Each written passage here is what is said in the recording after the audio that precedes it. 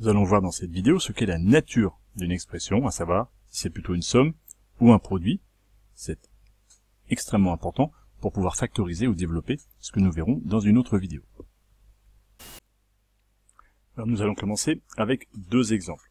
Le premier exemple, 3 fois x, eh bien c'est clairement un produit. On reconnaît bien là deux facteurs, 3 et x, qui se multiplient. Le résultat d'une multiplication est un produit, c'est élémentaire. Le deuxième exemple, 3 plus x, ressemble beaucoup au premier, sauf qu'il y a une addition au lieu de la multiplication. Et là, 3x sont des termes, on reconnaît bien une somme. La difficulté commence avec le troisième exemple, qui est composite. 2 plus 3 fois x, on reconnaît d'abord une somme, 2 plus 3, et après 3 fois x, une multiplication. Il y a donc une addition et une soustraction dans le même calcul. Là, on connaît les règles de priorité de calcul. Et si on devait d'abord calculer avec des nombres, on ferait d'abord 3 fois x, priorité à la multiplication, et donc il resterait 2 plus 3x à la fin, ce qui serait une somme.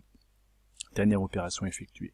Le dernier exemple qu'on me donne, x plus 3 et 2 moins x, on voit d'abord une multiplication, x plus 3, qui multiplie 2 moins x, une soustraction.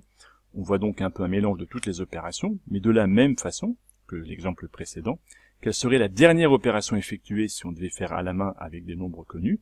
On calculerait d'abord dans les parenthèses, x plus 3, puis 2 moins x, et la dernière opération qui nous resterait serait le produit, la multiplication. En conséquence, cette expression-là est un produit, x plus 3 multiplie 2 moins x, et donc il y a deux facteurs, x plus 3 et 2 moins x. Cette expression-là est donc un produit. Dernier exemple, x plus 3 moins, entre parenthèses, 2 moins x.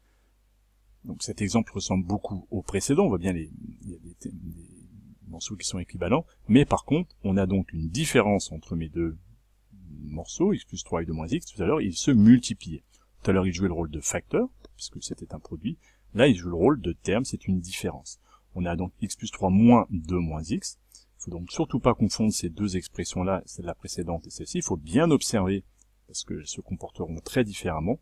Et si on continue à dire que on respecte comment on calculerait avec des nombres qu'on connaisse, en les connaissant, des nombres réels, on ferait d'abord x plus 3, on ferait d'abord 2 moins x, on calculerait d'abord dans les parenthèses, et le dernier calcul serait donc le moins en rouge, là. Donc ce résultat-là est bien globalement une différence, c'est bien une somme.